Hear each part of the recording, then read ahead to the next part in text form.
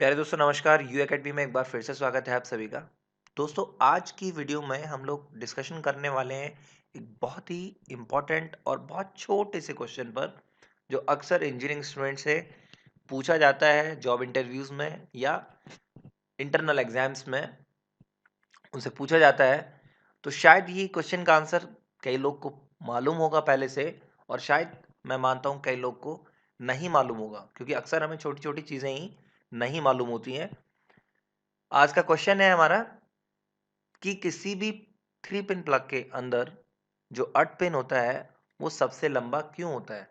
यहाँ हम एक थ्री प्लग देख रहे हैं और हम ये देख रहे हैं कि यहाँ पे बाकी दो पिन, एक न्यूट्रल पिन है आपकी और एक लाइव वायर पिन है।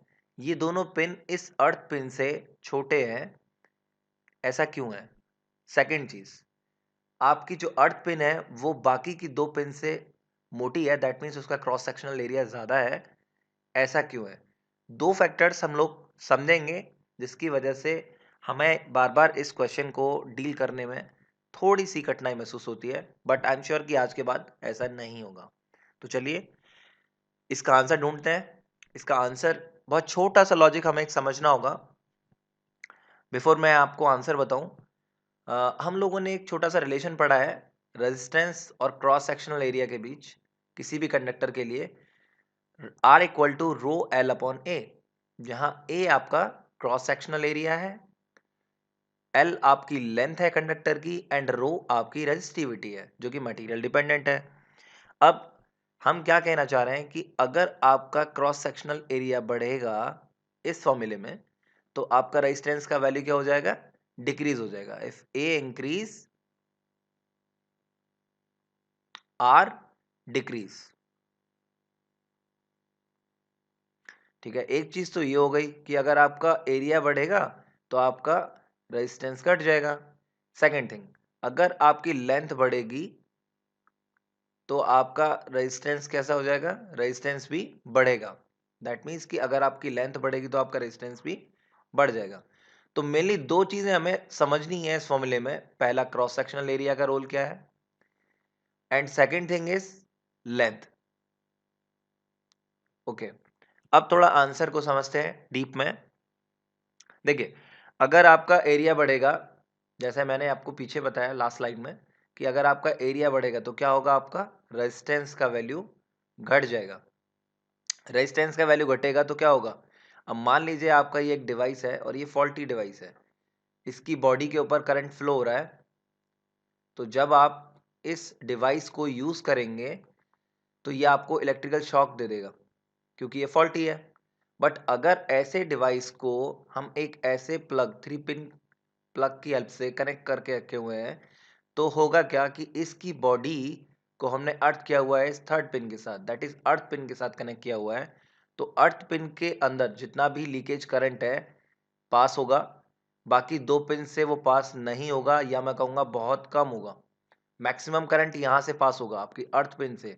उसका रीजन क्या है? रीजन क्या है? क्योंकि इसका क्रॉस सेक्शनल एरिया क्या है?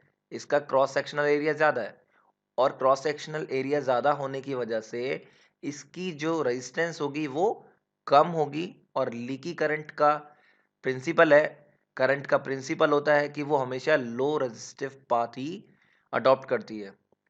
यहाँ पे भी वही होगा कि आपका रेजिस्टेंस लो होने की वजह से मैक्सिमम करंट या सारा करंट यहीं से पास होगा, इसी पिन अर्थ पिन से पास होगा, जिसकी वजह से इस पिन को हमेशा मोटा रखा जाता है। तो ये तो हो गई एक बात। अब दूसरी बात, पिन की लेंथ को हमेशा ज्यादा क्यों रखा जा रहा है? भले से हम कह रहे हैं कि आपकी लेंथ बढ़ेगी, लास्ट मैंने फॉर्मूला आपको बताया R equal to rho L upon A, भले से इस फॉर्मूले के अंदर आपकी लेंथ बढ़ रही है तो आपका रेजिस्टेंस बढ़ रहा है। पहली चीज दोस्तों, आपकी लेंथ बाकी दो पिन के रेस्पेक्ट में बहुत ना के बराबर ज्यादा है, तो उससे उतना ज्यादा इफेक्ट नहीं पड़ने वाला है। बट यहाँ पे लेंथ को ज़्यादा रखने के पीछे एक रीज़न है, और वो रीज़न क्या है कि आपकी ये पिन सबसे पहले सॉकेट में जाके कनेक्ट होगी अर्थ पिन से। अब आपके जो वॉल सॉकेट होते हैं जहाँ पे आप इस प्लग को इंसर्ट करेंगे, वहाँ पे कुछ ऐसा आपको स्ट्रक्चर दिखेगा। यहाँ पे एक लाइन, एक न्यूट्रल और एक अर्थ पिन के लिए ऊपर स्पेस खाली होगा।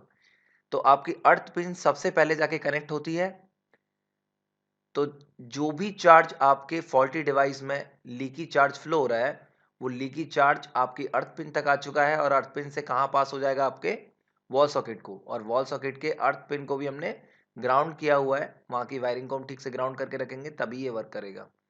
तो इससे ये जो व्यक्ति इसको यूज कर रहा है उसको इलेक्ट्रिकल शॉक नहीं लगेगा, फर्स्ट थिंग।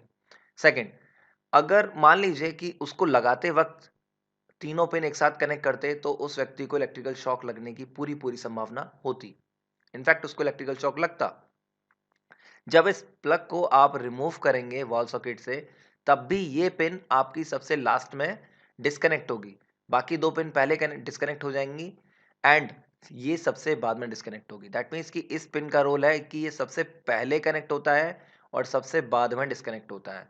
और ऐसा हम कर रहे हैं इलेक्ट्रिकल सेफ्टी के पर्पज से, ठीक है, ताकि जो यूजर यूज कर रहा है इस फॉल्टी डिवाइस को और उसे नहीं मालूम है कि ये फॉल्टी है, तो उसको इलेक्ट्रिकल शॉक ना लगे। ठीक है, तो यही एक रीजन है, या मैं कहूँ ये दो रीजन है हमारे पास जिसकी वजह से हम अपने 3 पिन प्लग की अर्थ पिन को मोटा रखते हैं और उसकी लेंथ बाकी दो पिनों से ज़्यादा रखते हैं। तो मैं आशा करता हूँ कि आज के बाद ये क्वेश्चन आपको परेशान नहीं करेगा और ये क्वेश्चन का लॉजिक आप ठीक से समझ गए होंगे। दोस्तों, आपको वीडियो कैसा लगा आप कमेंट करके मुझे ज़रूर बताइएगा। दोस्तों, अगर अभी तक आपने मेरा चैनल सब्सक्राइब नहीं किया है तो प्लीज़ आपसे रिक्वेस्ट करूँगा आप मेरा चैनल सब्सक्राइब कर लें, क्योंकि इस चैनल पे हम लोग सिर्फ इसी तरह के क्वेश्चंस को डील करेंगे, इसी तरह के क्वेश्चंस को देखेंगे जो कि अक्सर हमसे इंटरव्यू में पूछे जाते हैं। वो छोटी-छोटी बातें जो अक्सर हमें लगती हैं कि बहुत छोटा है, शायद नहीं पूछा जाएगा, या हम सोचते हैं कि कर लेंगे, बट हमको या तो वो पता नहीं होती हैं या तो हम उनको नहीं कर पाते हैं। तो दोस्तों, आप मेरे साथ जुड़े रहिए और मेरा वादा है आपसे कि आपको इसी तरह की वीडियो लाता रहूँगा। जल्दी मिलता हूँ आपसे एक और नई वीडियो में, तब तक के लिए मुझे इजाज़त दें और अपना ख्याल रखें। नमस्कार।